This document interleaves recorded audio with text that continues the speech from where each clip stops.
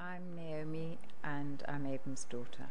And I'm Daniel, Abram's son. And we're here at the exhibition from Abram Games, Maximum Meaning, Minimum Means. And Abram was very well known, best known really for his poster work. He was the official war poster artist during World War II.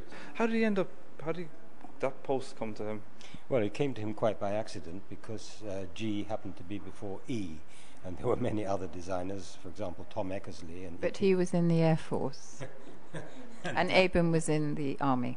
So Abram got chosen as a poster designer instead of Tom Eckersley, who was also a very well-known poster artist. By the time he was commissioned to go into the Army, he'd already designed 24 posters that were printed and published, and he was establishing himself as a freelance poster designer before he went into the Army.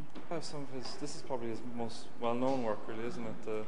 The ATS, joined the ATS. Yes, that's the blonde bombshell, and iconic poster. It's one of the most iconic posters of the war, but she was only up for 5 weeks until she was banned by Parliament for being far too glamorous and wearing the girl was wearing far too much lipstick, and she was ripped off the walls and pulped.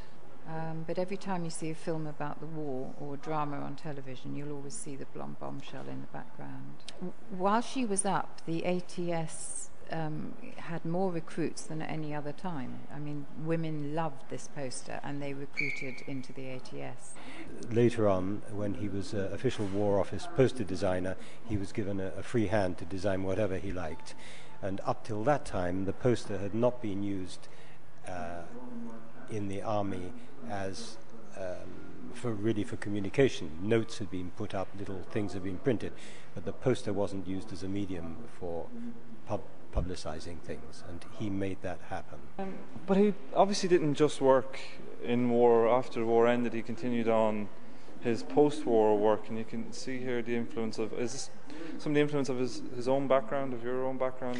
Well, given a brief, Your Britain, Fight for It Now, but Dad realized that the war had highlighted a division in society.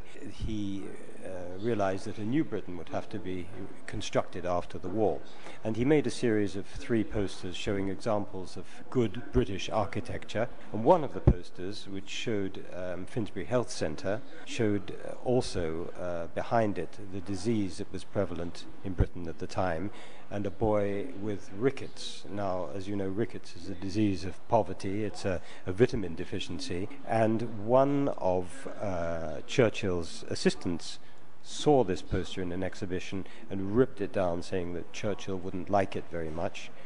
Why? Asked my dad. Well, according to Churchill, rickets didn't exist in Britain. There's no rickets in Britain. And all these posters, again, like the ATS posters, were destroyed and pulped. Dad was a committed Jew, and he worked, as I say, in the War Office, and his office was very near the Army Film Unit, which is just a couple of rooms away.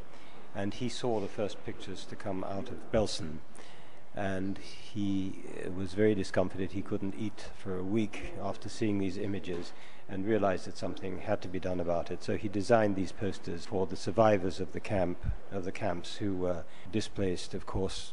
He would have worked as a commercial poster maker as well. He was also a stamp designer and product designer, and he got a lot of work and a lot of kudos by designing the emblem for the Festival of Britain. And when he won the competition for the Festival of Britain, there were 12 designers entering, and he won the competition. That really made him as a poster designer and a designer, one of Britain's most important designers. You must bear in mind here that these posters have all been done with the work of one person from conception to completion. And you'll also see here many sketches which show the progression of ideas. And these days everything is done on a computer. There is no progression of ideas. All you see is a shiny, bright, finished product.